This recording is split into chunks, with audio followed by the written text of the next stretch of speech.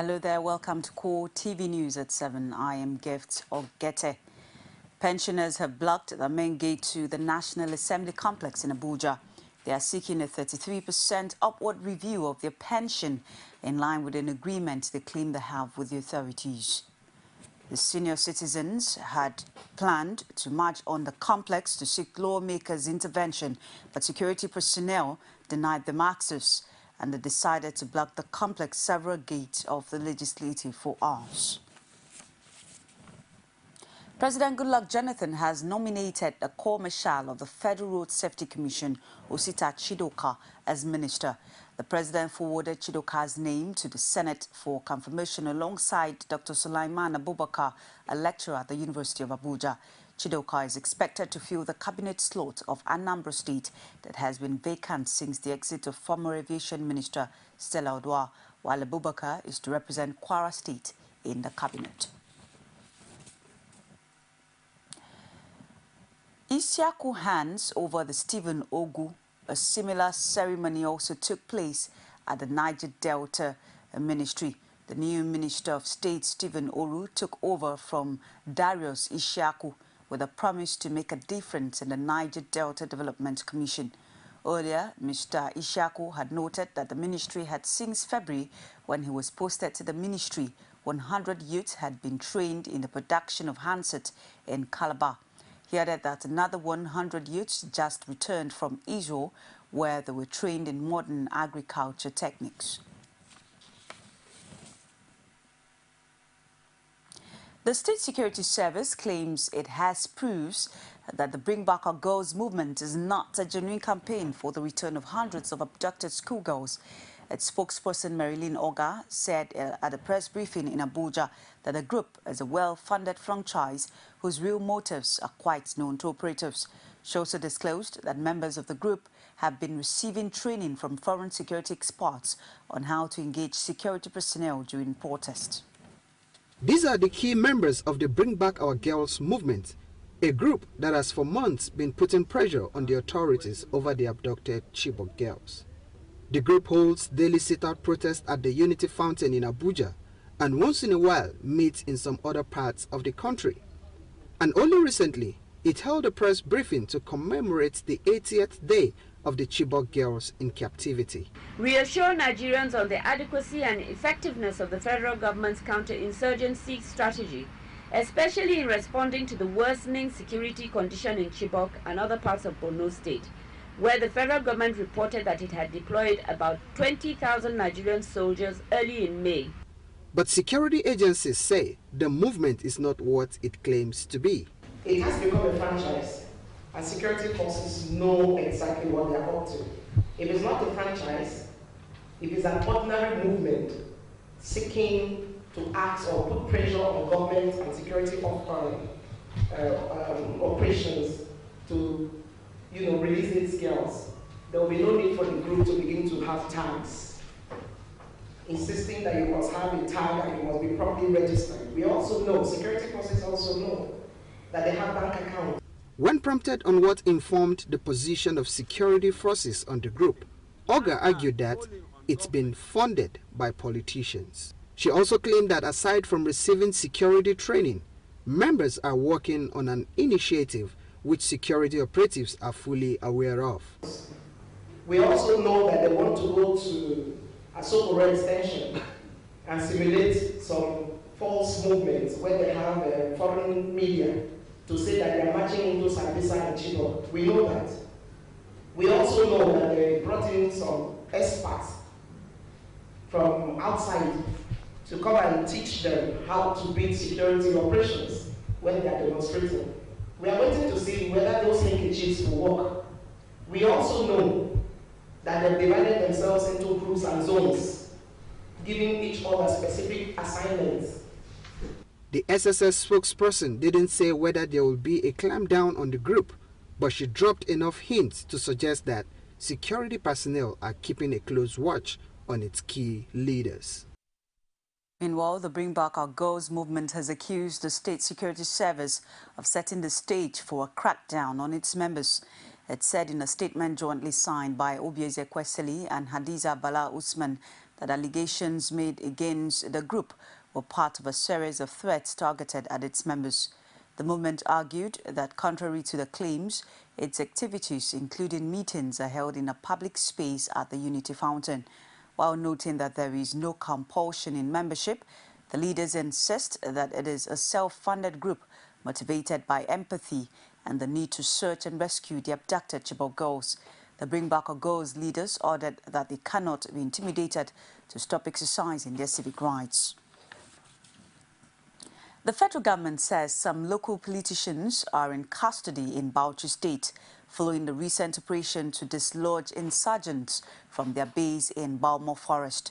Coordinator of the National Information Center, Michael Mary, says the politicians were arrested after party registration cards were found on some of the suspects.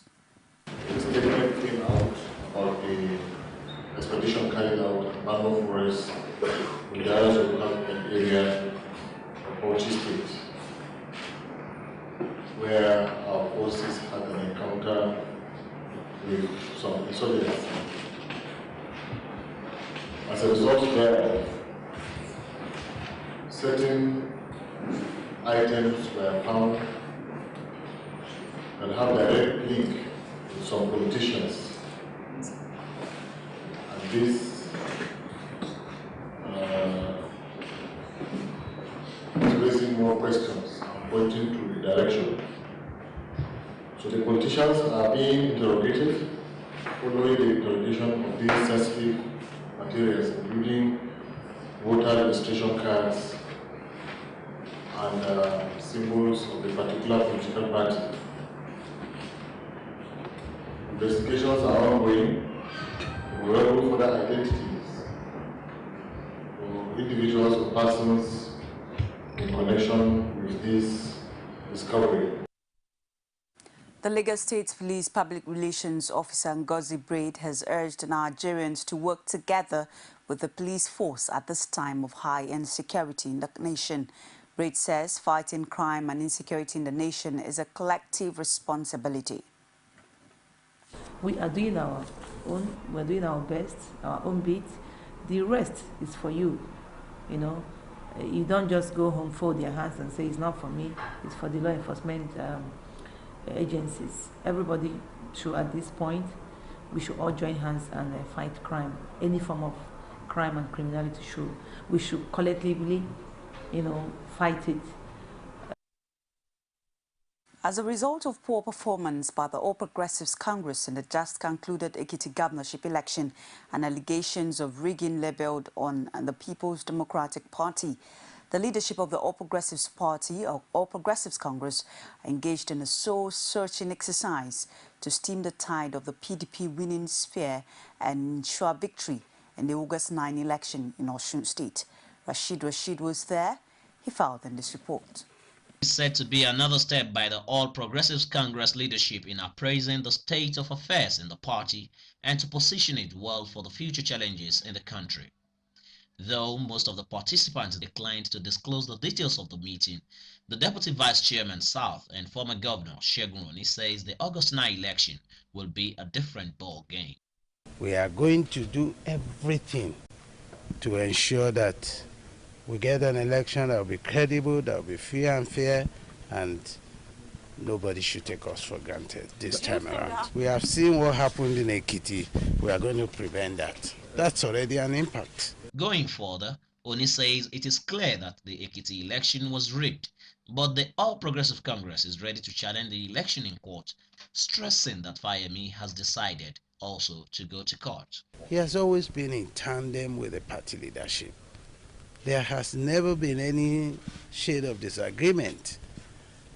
The governor said, if this is indeed the will of the people, he did not say that whether it is the will of the people or not. And we have discovered that that is not the will of the people. Therefore, you should expect that naturally and normally we will go to court to defend the Constitution of the Federal Republic of Nigeria and to ensure that it will be absolutely done in the best of professional ethics. Senator Chris Ngige and Segun Oni say the August 9 governorship election in Osun will be a shift from the Ekiti experience.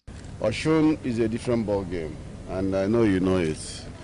Osun is our territory. It's an APC stronghold, and the people are APC through and through. Let us be very, very factual. Let us be very, very clear. What we have seen in Ekiti is a new dimension to voting. Is a new dimension to election rigging, and I can tell you, we have seen it, we have studied it, and we can say for sure that nobody will fool Nigerian voters again. As the APC continue its soul-searching occasioned by its defeat in Ekiti, the days leading to the Osun State governorship election appear set to bring more drama. Rashid, CoreTV News, Oshogbo. The Osun State government has unveiled a microcredit urgency to serve the 65% of its population, which it says are artisans and may not have the ability to secure bank loans for their businesses. The unveiling ceremony took place in the state capital, Oshogbo, from where Rashid filed in this report.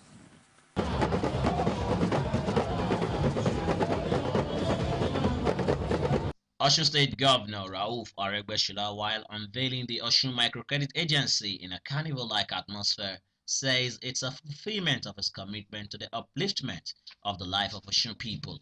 A statement buttressed by the Commissioner for Commerce and Cooperative, Ismaila Alagbada. They will open an account with the microcredit agency, then they will give them form, the particulars of their various organizations, cooperative society will be declared, the nature of their business will be declared, then the amount of facilities that they are looking for will be clearly stated. The first tranche of the microcredit loan, which came in form of vehicles for various transport unions, was lauded by the unions, who say that it will help in reducing poverty due to the ease of the repayment of the loans for the vehicles and the process leading to its acquisition. Thank the governor of Osun State for giving us these buses to be using in the town.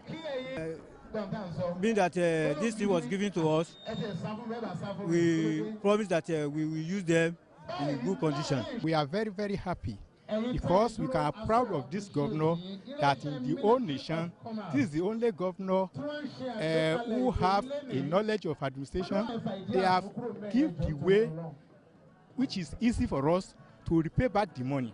Alagbada says the microcredit loan and the ease of accessing it is to enhance the economic base of Osun, since it will be easily available to all artisans for any business, no matter how small. The microcredit agency will give you whatever you need, no matter how small, that we use to establish your business. With the buses and the loans coming a few weeks to the election and the second phase due to come, could this be said to be a subtle campaign for the second-term bid of Rauf Aregbesola?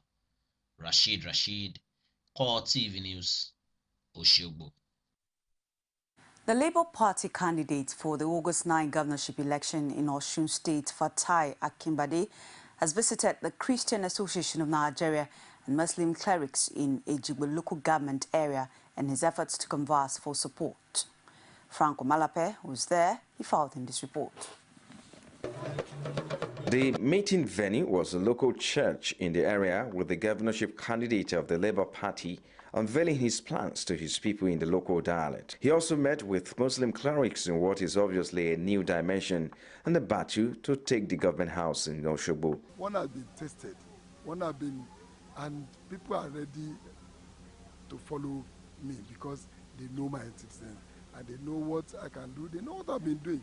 They know the way I've been handling things, and they know the way I'm relating to people. So it is not just that people are already expecting me. They ask me to just leave PDP for any party that will give me a ticket, and that is what you are seeing. You will see the election the way it will go. The media director to Fatai Akinbade's campaign organization says the campaign is devoid of large crowds because it is designed to help the Labour Party in reaching the people who will decide the election. What we're trying to do is to reach the people at the grassroots, people who really have the votes, people, the man on the streets who would not have the opportunity of listening to you while you're on the rostrum, but people who at the end of the day will be the decider.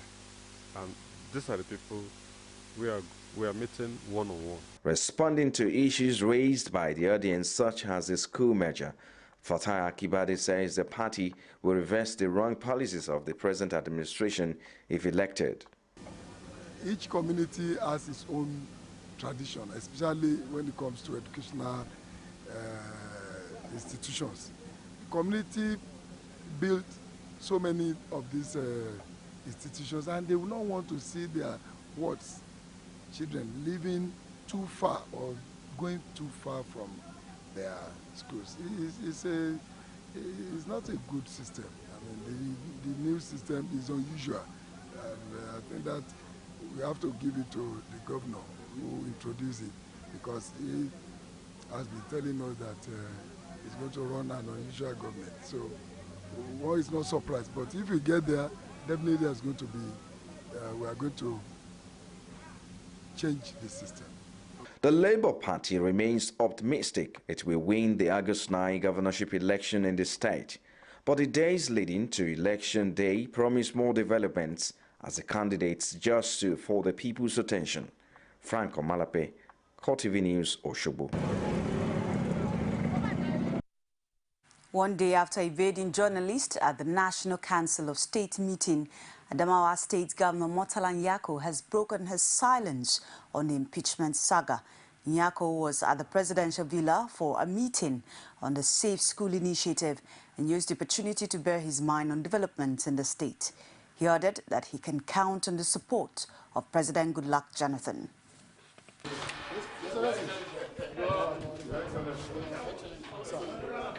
Well, it is at the court, and the court said it was not well done. We are hoping that if they want to do it, they will do it following the normal process or whatever they want to do. Did you approve the president to interview? Not yet. It has not reached the crisis point. And you believe you will have fair hearing? I should have. We have supported him all this time, and he has supported us. In a situation like this, when Mr. President's support is required, we will seek it. But even hoping that he will give it to us without asking for it. The Senate has taken steps to ensure that Nigeria has biosafety laws and agency in place. This is to ensure that genetically modified crops and fruits available in the country are safe for human consumption. Senators debated on the merit of a bill for an act to establish the National Biosafety Management Agency and pushed it through second reading.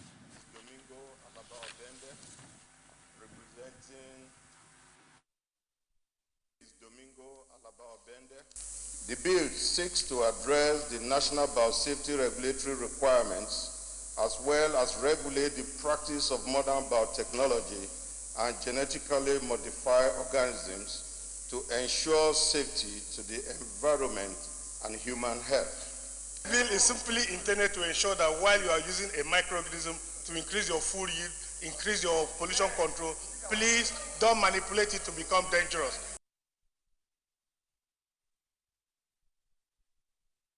Lagos State Governor Babatunde Fashola says his administration would soon begin a policy that will enable residents of the state own houses after paying rent for a specified period of time. In this report presented from our studios, Abiola Oluwole reports that Fashola made the disclosure at the 5th draw of the Lagos Homes Ownership Mortgage Scheme. Like every growing and bustling city, getting an affordable and comfortable housing is a major challenge. The Lagos Homes Ownership Mortgage Scheme is an initiative of the state government to reduce housing shortage in the nation's economic hub. Speaking at the July draws of the program, Governor Fashola says government will expand the scope of the initiative. He added that the rent-to-own policy is to empower low-income earners to benefit from the scheme. we're seeing that there are some people who cannot yet afford a mortgage. But if we give them more time, we think that they can. So we want to open the door of accessibility further. So we are starting a new scheme called Rent to Own. Now, what this will do, before you clap, we are working on it. It's not yet done. We are going to work numbers because it must not endanger the scheme. Anything that will endanger the scheme, we will not do it. But what we are looking at is, we see that many artisans, businessmen don't yet own the scheme. They think it's only for people with salary income. It's not. Winners of the draw advocated for the sustainers of the program. I want to encourage the entire government to place, or whoever that comes in, to continue the scheme. I know no one. When I mean no one, I know no one. I heard from a colleague that she won, and I was just like, how did you go about it? And she told me. And immediately I started it. Same day, I finished everything. I'm standing here today, a happy winner, and I can say boldly that it's not tribal, it's not religious, it's not biased. No, it's very free and very fair. And it shows you that things can actually work in this country. The Lagos Homes Initiative is a scheme that requires 33% initial deposits, while the remaining cost of the property is spread over a period of 10 years. That's CoreTV News for this hour. Thank you for watching. Join us again. Remember, 9:45 primetime news.